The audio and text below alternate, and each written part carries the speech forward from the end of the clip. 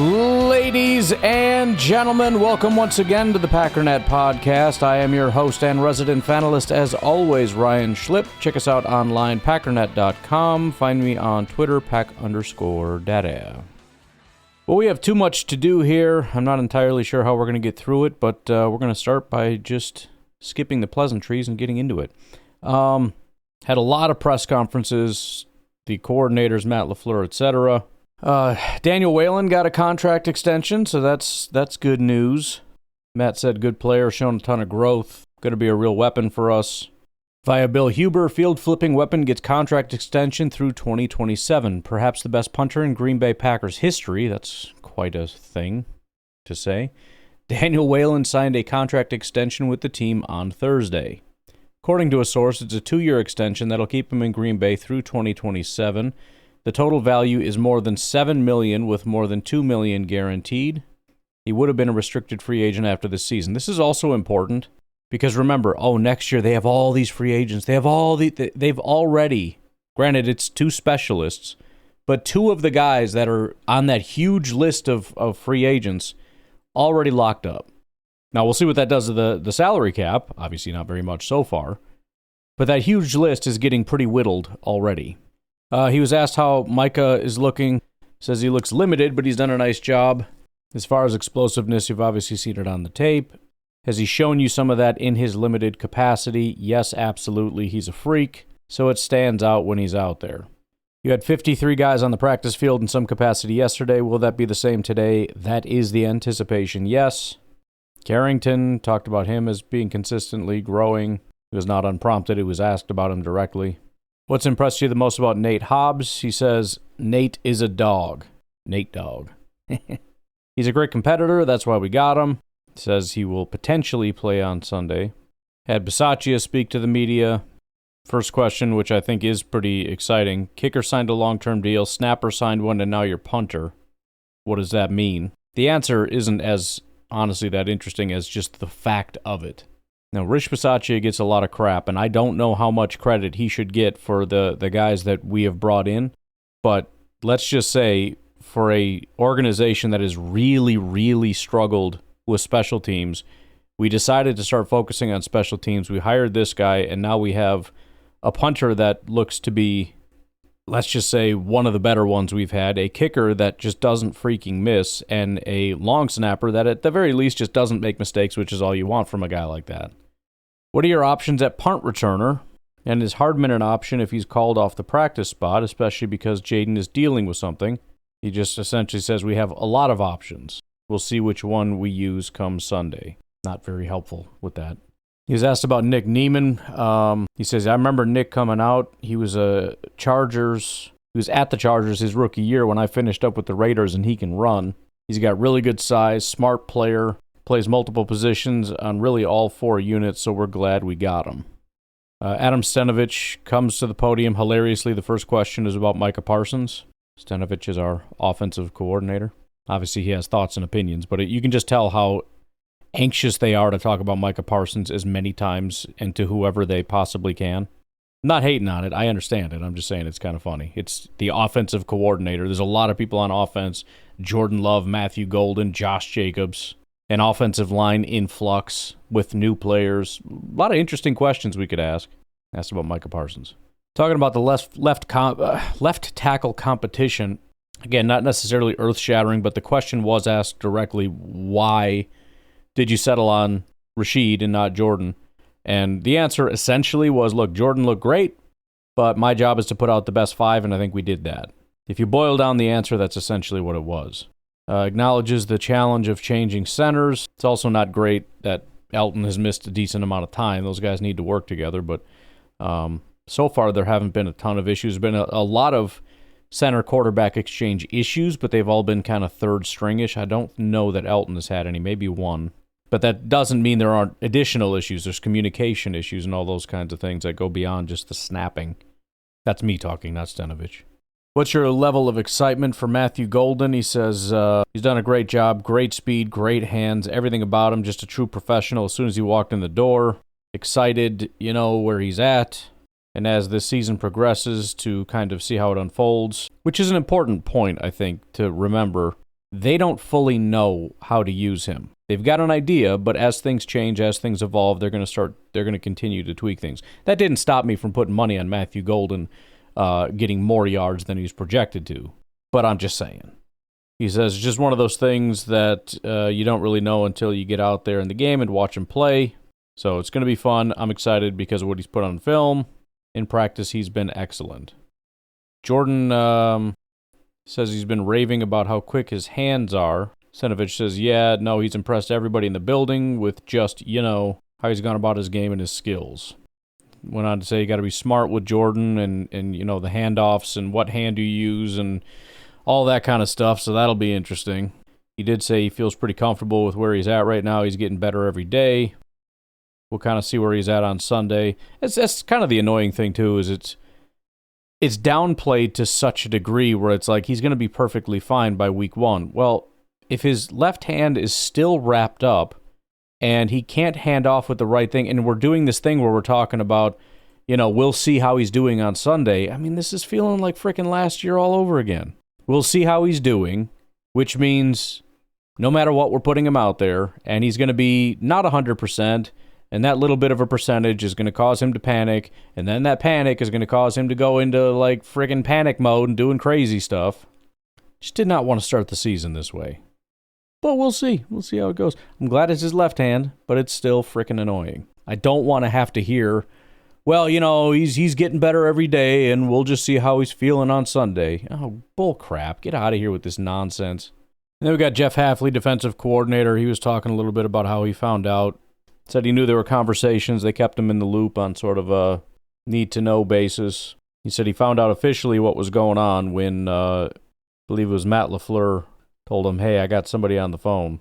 He found out it was Micah Parsons, and that's kind of when he knew what was going on. What are some of the different ways you can use Micah? He says, I'm not telling. He says, that's the thing, right? All of a sudden, Micah Parsons walks in the building, and it's game week. My mind starts going to 100 miles an hour in all the ways you can use them. You just got to be careful. And when he's able to go, I think we just need to gradually build into those and not rush into anything. I think it's important, like I've always said, to put your players in position to make plays. So as we get a feel for him and what he can do, I think we'll just continue to build and go from there. But to tell you right now all the different ways we can use him, 1, I'm not going to do that. 2, I think we're going to evolve and figure it out as we get going. But he's capable of doing lots of things. So that is to say, I'm sure they're going to have a couple wrinkles in their back pocket. I would expect things to be a little bit more vanilla. Fact of the matter is, this is a guy you can put on the edge and tell him go get the quarterback on first down, second down, third down, fourth down, and he can do it. I think that's going to be the priority, right? I talked about that chart. First and second down pressure rates. He is like double the number 2 guy. It's psychotic.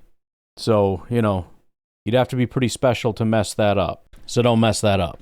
Talking about getting him up to speed, they said, they've had extra meetings with him. DeMarcus Covington, our defensive line coach, who, by the way, there's so many storylines that we just forgot about, right? Covington coming in, I think, is going to be big for this group. Year 2 in the system, the Van Ness situation, Matthew Golden, like a lot of stuff that we got excited about for 5 minutes has been swept under the rug because of something else. Covington is a very highly qualified defensive line coach, and apparently he's been spending a lot of extra time with Micah Parsons over the weekend trying to get him caught up to speed. He says it's going to be gradual, and I don't think it's anything we need to rush into, but we need to get him caught up to speed, which, again, he's not going to be 100% up to speed come this Sunday. But he's going to know well enough how to, rush the passer. By week 2, 3, 4, 5, 6, 7, 8, he's going to be acclimated.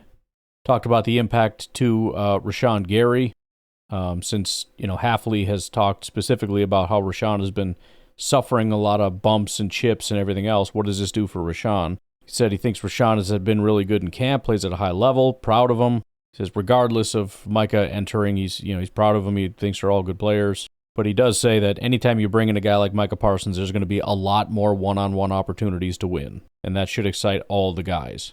Asked about Lucas Van Ness, does that give you some freedom to maybe move him inside? He said it gives us freedom to move a lot of guys around. We brought a lot of good pass rushers into the building. We have really good pass rushers in the building. Now we have to figure out ways to get him on the field. Lucas is a guy, like I said, I think he's playing his best football. I'm excited to see what he can do on Sunday. There's a quote from Micah Parsons, kind of talking about Lucas Van Ness as well. Just kind of continuing down that path of Lucas is I mean, granted, it's still Rashawn as the, crazy to say, as our number 2 pass rusher. It wasn't Lucas Van Ness, so it's not like the team made that an official thing, but I am very curious to see how this goes. Talking about Micah again, he says, I've studied probably years of his tape in the last week, so I have a pretty good idea of what he can do, and I have a lot of drawings packed away for when he is ramped up and really ready to go. Again, give it time. But for now, it's just kind of, get a glimpse of what's going on, try to figure out early what he can do best, what he can do right now. Also, with the injury and everything else, and with him being somewhat limited schematically, plus the Packers always rotating guys, we have to remember that there's going to be a lot of Micah on the sideline as well. There's going to be Rashawn and Van Ness. There's going to be Van Ness and Brenton Cox or Enigbare or whatever. He talked again about how he had to cram to kind of learn about the guy and what works for him. He says, the thing I've learned in a short period of time, he's got a really high football IQ. I mean, very high IQ. I mean, he can take the information and give it back to you very quickly, and that has been really impressive. That's something I did not know because I've never been around him, but he has a high football IQ. They asked, how far did you go back? You said years, but how far? He says, I've watched probably every one of his pressures he's ever had in his NFL career.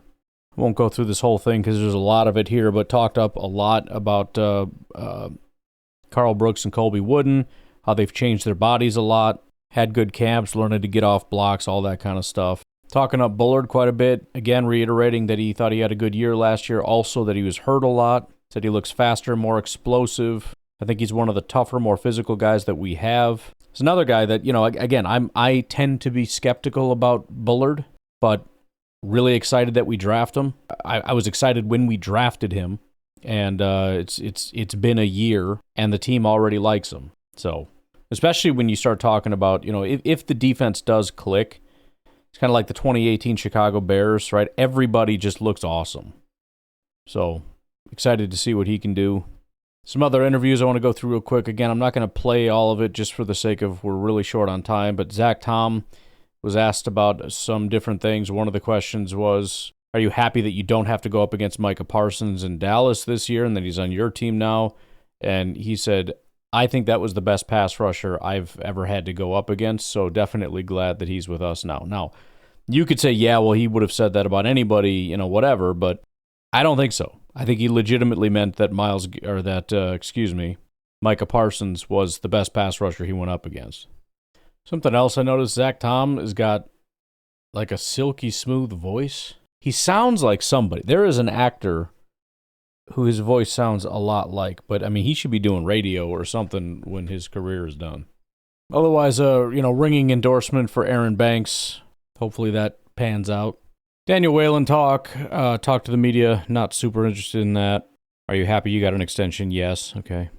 Tucker Kraft talked, and this is going to be a big thing. I don't even know if we're going to have time to do it today. If not, we'll do it tomorrow, I guess. But the question of what does it mean to lose coordinators? I did a big research thing on that. I'm still not sure how I feel about it. I have data, but, it's small sample size, and there's a whole lot of noise in these things. Well, one of the interesting things that just occurred to me is that Tucker Kraft is saying they're really hoping for a lot of continuity. In other words, we're hoping that they just keep doing the same defense that they've always done. And it kind of starts to feel a little bit like a double-edged sword.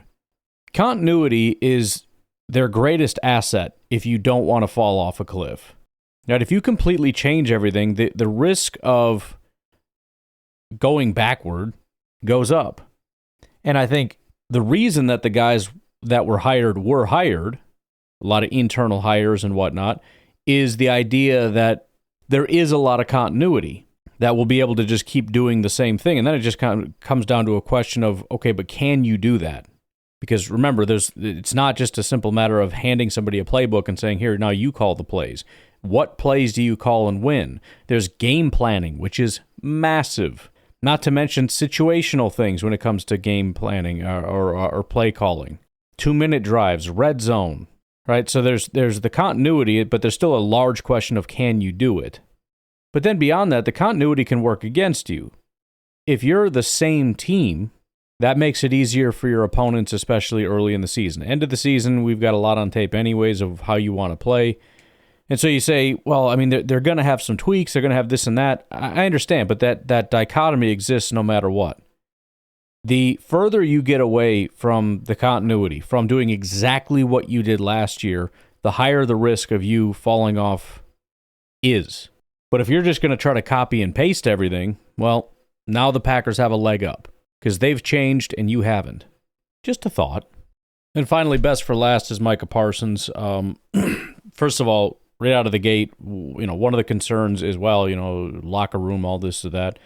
He says he's been getting along with everybody. He's been hanging out with everybody.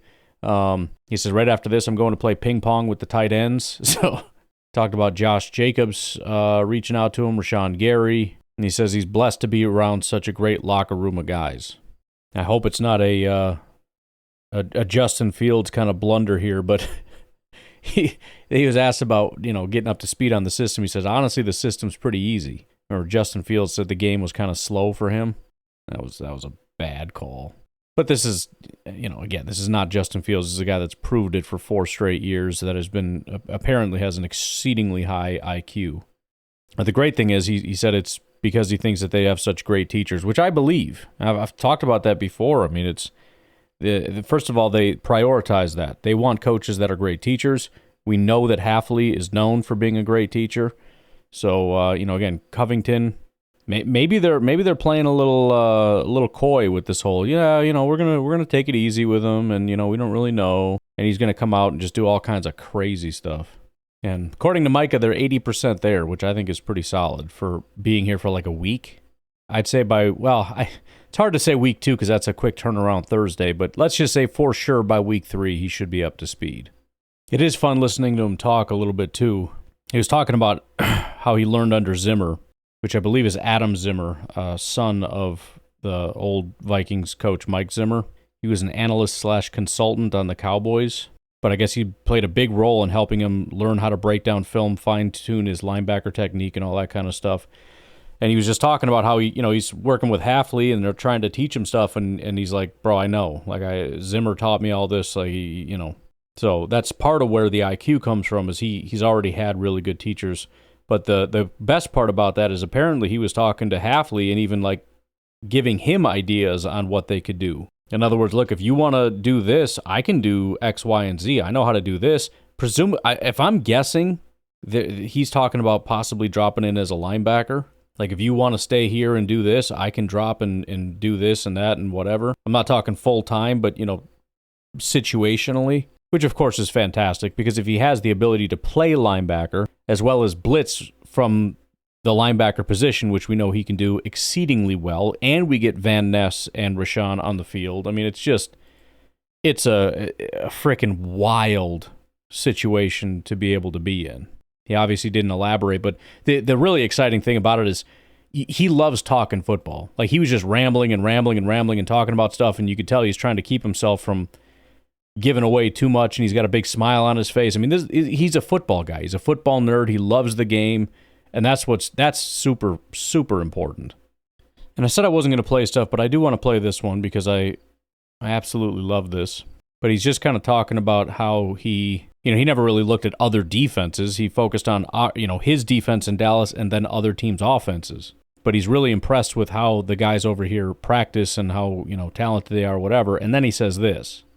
Just being here, being around the guys, seeing how these guys practice, seeing how each skill set each one of them has. Like Luke, man, I really like how he plays. He plays that run well. He gets up vertical really well. I know I can count on him for a bull rush. Just understanding and learning people's play styles, and I really like how everyone's been practicing, and even some of the interior guys. Even though they lost Kenny, you can tell he really helped them guys a lot. I told him, I said, I've never been around a group full of 3 techs that can rush in and play the run like this, and it's a bunch of young guys. So I'm extremely excited about the room, the linebacker core, even the young DB core they got back there. So I think it's going to be an exciting year. So the fact that, and again, the smile gets right on his face when he says it, but the fact that he talks about how much he likes the defense and immediately goes to Lucas Van Ness. He says, I really like the way that guy plays. I mean, it's funny because obviously the first guy you'd want to go to is Rashawn. Even if you don't believe it, you would say it like sort of out of respect. But again, he's coming in here cold. He doesn't know. He obviously knows who Rashawn is, and he knows the situation of how long guys have been here or whatever. But he's coming in cold to a group of first-round picks everywhere, and he's like, yeah, that Lucas guy, he's really good, right? And we're all looking at him like, do you mean Rashawn? Because I think he's better than Van Ness, isn't he? But he got a big smile on his face talking about, man, that Lucas Van Ness guy, he's really good. It's like, I guess, if you say so. Just a little bit more in the Van Ness breakout hype train. He also said on Tuesday he came in for treatment for his back, and he saw just about every single player in the locker room. He said he's never seen that before. He joked that, they say it's because there's nothing to do around here, but, there's stuff that you can do, and he's right. Bro, that's there's plenty to do. You could stay home and stay home.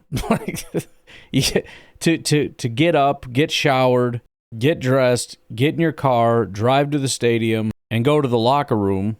I mean, that's intention. You're doing that for a reason. You're doing that because you choose to. And even if it was because there's nothing else better to do, that's great. Whatever, the reason doesn't even matter. The fact is, they're doing it. Micah said, I'll tell you this. He's talking about the DBs. He said, I've never not had an all-pro or Pro Bowl corner. That ball's going to come out quick, and I'm going to make them a lot of money. So I love this guy, man. He loves football. You can tell. It's funny too when he's talking about playing games. He starts talking about chess. Like, when you're a kid and you start you really want to learn how to play these games, and I'm thinking like some stupid games. He's talking about chess. About when he was a kid being excited about learning how to play chess and how to do all that kind of stuff. He was asked, do you rather be an edge rusher or a linebacker or whatever? He said a lot of times it's linebacker because you get to be more intellectual. You get to process things, and it's all about, it's a thinking position. I mean, just little things like that are like, that's a different kind of answer, and that's really cool. There's another thing I can't not play. Here he is talking about Detroit. Honestly, bro, I felt like Dallas and Detroit already had a rivalry. I already got that rivalry built up. Bro, I'm excited to play them. I never liked Detroit. I never liked them. Even when I was in Dallas, it's just it was just always a heavyweight fight every time they came in, and they kind of got our guys when I was injured last year, or the whole team was injured. And so, I just think it's a funny way how things work. I'm excited to play them. I know they're excited, and it's going to go all 12 to 15 rounds. What do you think of trick plays? Trick plays? Trick plays are for people who can't beat you straight up. It's like a guy running around the ring all day trying to jab, but meet me in the middle. You know what I mean? Let's line it up. And I think that's what guys who try to do trick plays do. They can't beat you head up. They don't want to out-physical you. They don't want to be dominant. It's a scared tactic, I guess, but, I can beat you any which way. I love that whole thing. First of all, I hate Detroit. To be fair, if he had gone to Detroit, there's a good chance you'd have been saying, I hate the Packers. Leaving that alone, I love that he took this jab at Detroit. I had somebody comment like, oh yeah, now they're going to be upset. And first of all, that's the whole point of what he's saying. Not being scared and running away and meeting in the middle. So yeah, get fired up. I don't care. That's the point. I'm ready. Come fight me on this. But I love that he says, I hate them. They run trick plays because they're scared and they're weak and they're soft. And I don't care. They can play that way. We'll beat them anyways. But I just, that's what I think of them. And I hope that has some kind of an impact. Because if it takes them out of their game, all the better. All right. Well, that was not part of it. I'm kind of upset that they had all of the freaking press conferences that we had to cover. I guess we didn't have to, but I chose to.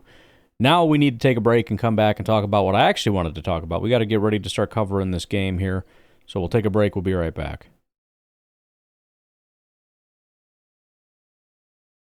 All right, so for the sake of time, as well as the fact that we're relatively familiar with Detroit, I'm not going to do what I usually do, which is go over last year and then everything else that's going on as far as the offseason.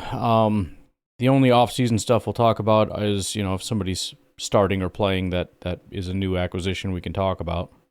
But I do want to just talk about their team as it is.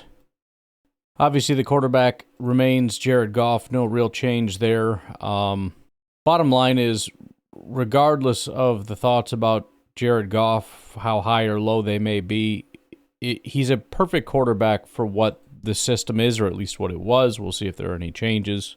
Obviously, he and Ben Johnson worked at a pretty high level. Last year, he ranked 14th as far as his passing abilities are concerned via PFF. 16th overall. Obviously, not a lot of rushing ability there. Just a hair under 5,000 passing yards. That does include the postseason, which he's got a little bit of a leg up with that, but it was the number one in the NFL. He had the most passing yards. His 8.5 yards per attempt are second most in the NFL. His 38 touchdowns were fourth most in the NFL. Now, when you look at big-time throws, for example, 31st. Not the greatest. That's 31st out of 44 qualifying quarterbacks. His turnover-worthy play rate was actually the exact same as Jordan Love's at 3.2%. It was those two and Jalen Hurts and Mac Jones. That was the four that were at 3.2%. So the interceptions, he threw 21 turnover-worthy plays. He had 15 interceptions last year.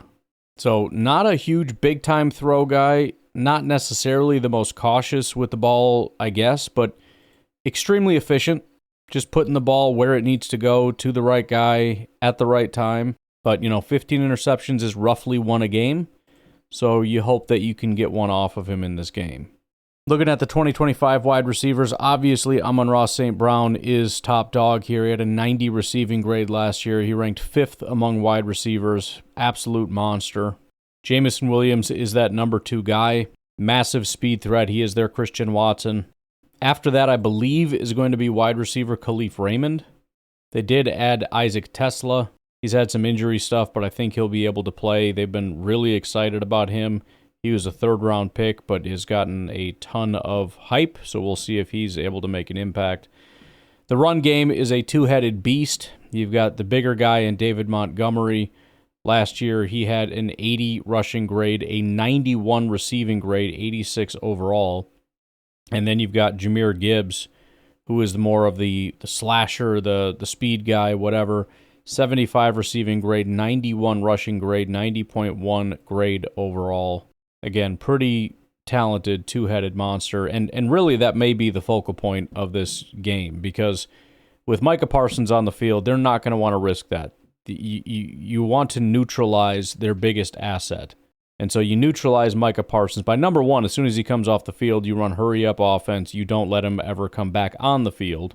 But when he's on the field, we run the ball, we throw quick hitters. We just don't want to give him even an opportunity. And that is good for our defense to minimize what they're able to do. But if they can run the ball effectively, that's really going to be problematic for us. So the number one thing that the Packers have to do right now is, with Micah Parsons on the field, stop the run. And if you can do that, they are unbelievably limited. Tight end, Sam Laporta, ranked 10th among tight ends, 79 receiving grade, 74 overall grade, very good tight end. Their offensive line, I believe at this time, is going to be left tackle Taylor Decker. He's a good tackle, not an elite tackle, but he's solid. He is 31 years old, so a replacement plan is going to need to happen. Penei Sewell is the guy everybody is aware of. He's been a top 5, top 3 tackle the last 2 years in a row. He ranked number 1 in 2023, number 3 in 2024. He can run block and pass block. He's incredibly talented. The interior, though, is the massive question. At left guard, they have Christian Mahogany. Now, he had a 92 PFF grade last year, but he played 2 games. So we don't know what they're going to get in Mahogany. He was a 6th-round pick out of Boston College in 2024. At center, they have Graham Glasgow. He is 33 years old. He is not a very good football player. He's got some up and down years or whatever. But coming off a very down year, his worst year since his rookie year via PFF. And again, at 33 years old, I don't think they're going to have... And remember, this was their biggest loss. They lost their center and replaced him with this guy who is just not good. It's a massive downgrade. And then at right guard, they have Tate Radledge, who was a 2nd-round pick. So they've got the 2 tackles, but you look at losing Frank Ragnow, that's huge. You look at losing Kevin Zeitler, who was their right guard, who had a 71 pass blocking grade and an 87 run blocking grade last year. Granted, the left guard was predominantly Graham Glasgow and he sucked, but if that interior doesn't get a huge boost from the two, the rookie and the second-year player, they're in massive trouble. Because, we always come into this with this assumption that, well, they just have this dominant offensive line. They have a dominant offensive line. They have 3 players on their entire interior offensive line is a question mark. In fact, the only thing we know is that their center's not very good. If the 2 young guys, the rookie and the second-year player, are not very good, this is kind of just a bad offensive line. Yeah, you have one of the best tackles in football at right tackle, and you have a decent tackle at left tackle. But whoop-de-frickin'-do if that entire interior is mush. And that's also going to make it tough on Detroit. If your game plan is we're going to slam it up the middle, I mean, granted, they could try to just run it off of Penei Sewell on that side, try to steamroll Micah or whoever if you think he's over there, although I don't know that Micah's going to be over there. They like putting Rashawn to that side, and Rashawn is a decent run defender. If you want to try to push it off the other side because you think Micah's not a very good run defender, even though that's not necessarily the case. He's about as good as Rashawn, maybe slightly less good. I mean, if that's your whole game plan, best of luck. You still got the linebackers and safeties and corners to contend with over to that side. But yeah, I mean, again, best of luck. But otherwise, you're trying to smash it up the middle against this, Kenny-less defensive tackle group that supposedly is going to make some kind of a massive difference. You can ask Dallas about that. Pretty mushy defensive tackle group over there. But you're stressing these completely unknown factors. I mean, Graham Glasgow, a rookie, and a second-year guy in Mahogany. That's who you're putting this on, not Goff and Amon-Ra. You're going to put it on those guys to win you the game. Okay. That's the tough part for Detroit. Do you put it on them, or do you put it on your greatest assets, which is your passing game? But again, you got to watch out for the pass rush. Now, what makes the most sense to me is the weakest part of our defense historically, this is going all the way back to last year, is the shallow middle where the linebackers are. So if they're just going to throw quick hitters to Amon-Ra across the middle of the field, obviously we have to do something about it. But I like to think if that's their one move and everything else becomes sort of this isn't working too well, we should be able to handle this situation. If that's your one frickin' move, come on. But all right, let's take our final break. We'll come back, take a look at their defense, and we'll see where that leaves us. We'll take a break. We'll be right back. So we've already talked about this. The defensive line, defensive tackle position specifically is not good. And it is interesting because you think about Detroit and you think trenches. At least that's how they want to build. They want to be this tough, punch-you-in-the-mouth team. Aiden Hutchinson provides a ton of that. Penei Sewell provides a ton of that. But there's a potential for a weak, soft middle on their offensive line, and now their defensive tackles, without Alim McNeil and Levi Onwuzurike, one of which is done for the year, the other for about half the year, they don't have much. I've already gone over this yesterday or whatever, but you got, Chris Smith, DJ Reader, Roy Lopez, Mekhi Wingo, Patrick O'Connor. The only thing they did do was they added, again, another rookie. Now, we can all pretend that he's just going to be great because he's a rookie, and maybe he will be. Week 1, day 1, Tyleik Williams is going to come out and dominate. I don't know. But pending that, which remains to be seen, by the way, Tyleik Williams played in one game, 16 snaps, had a 65 run defense grade, 52 pass rush grade. Let me look at something real quick. So apparently his lack of play time, again, which is just 16 snaps, is largely to do with injury stuff. Tyleik was dealing with a leg injury in OTAs, which limited his early participation. They're being cautious, wanting their rookie first-rounder healthy and ready for full-speed training camp, so they held him out initially. So part of it is probably, he's going to be a starter, right? It's kind of like Golden a little bit. We're going to play him, but we're also going to be a little protective because we know he's going to be a starter.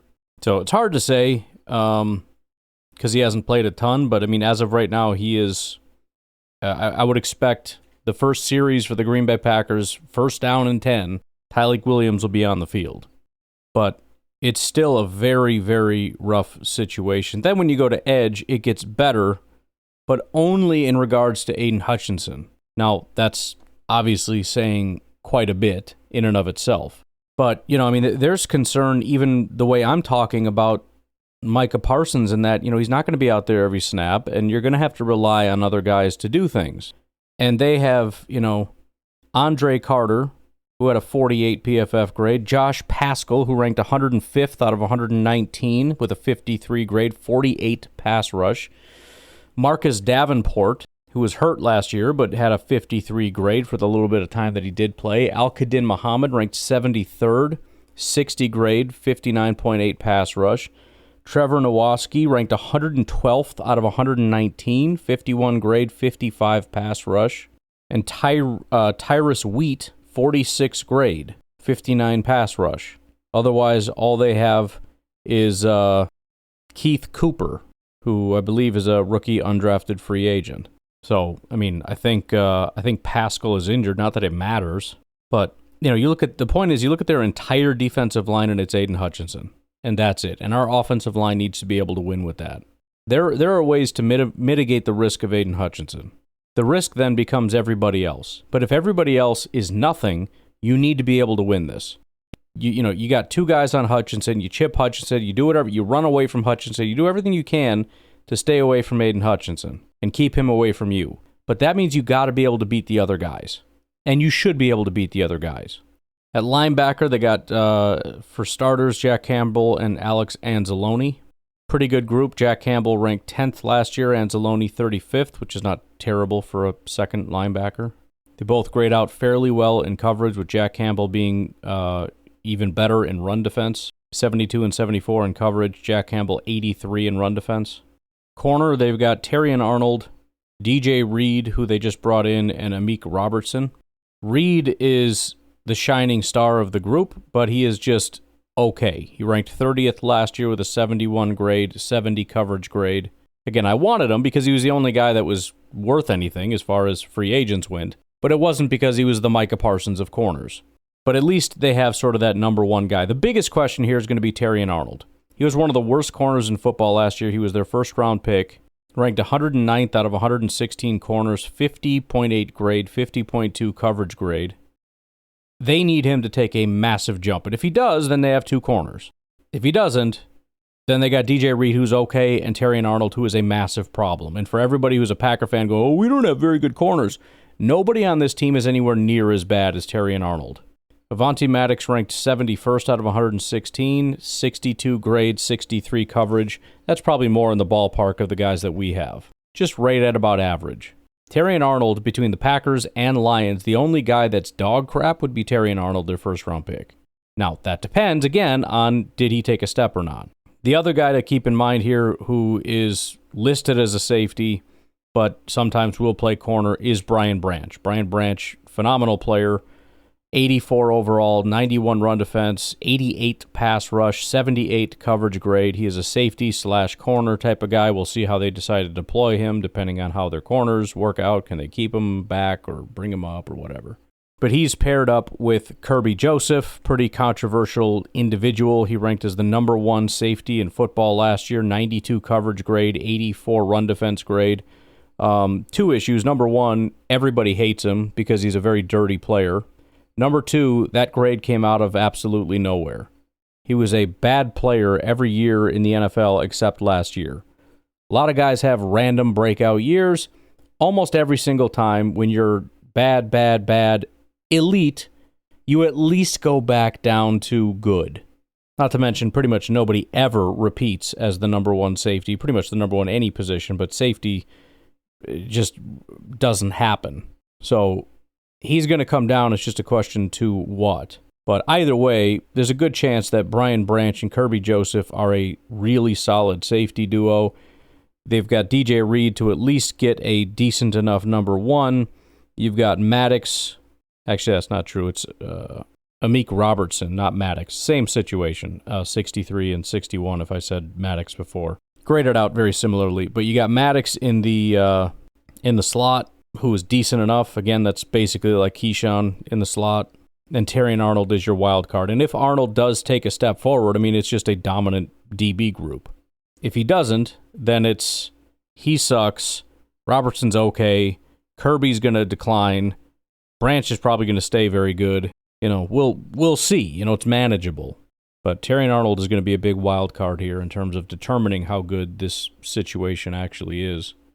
And then they've got special teams that are just phenomenal. Jack Bates, their kicker, is dominant. One of the better kickers in football. Field goal extra point grade was a 91.1. Jack Fox, phenomenal punter, has been for a very long time. He had an 81 punt grade last year. So they've got that going for him. Khalif Raymond is a very good return man. They have him listed as a punt returner on their depth chart. That's primarily what he did last year. He had an 88 punt return grade, which is obviously very incredible. 413 total yards. 90 yards was his longest. He did score a touchdown. 13.8 yards per attempt on punts is quite high. Kick return they have listed as Grant Stewart, followed by Craig Reynolds as their backup. Craig Reynolds just had one kick return last year for 28 yards. Grant Stewart, I'm just trying to find anywhere where he's ever returned anything. This must be... Oh, you know what? That's right. I saw somewhere they were talking about that. He's a linebacker. That was one of the questions that they posed to Rich Bisaccia, is how weird that is. Grant Stewart is a linebacker. He's never returned kicks before, according to what I'm seeing here. But they decided to make him their starting kick returner, which I think it just goes along with this whole weird situation that we have right now with trying to figure out how this all works out. Finding, like I said, running backs are probably going to be a lot better than what you'll find with wide receivers. Maybe even going further, tight ends and linebackers starting to take some of these where it's just... There's a pile of guys. Can you plow through them or something? I don't know. This is very weird. We'll see how it goes. I'm guessing the Packers are going to kick right to them and hope that it goes well. I don't know. It's very, very odd. But why don't we get out of here? We'll do a little bit more of this tomorrow. Look a little bit closer into this matchup. But have a good rest of your day. I will talk to you tomorrow. Have a good one. Bye-bye.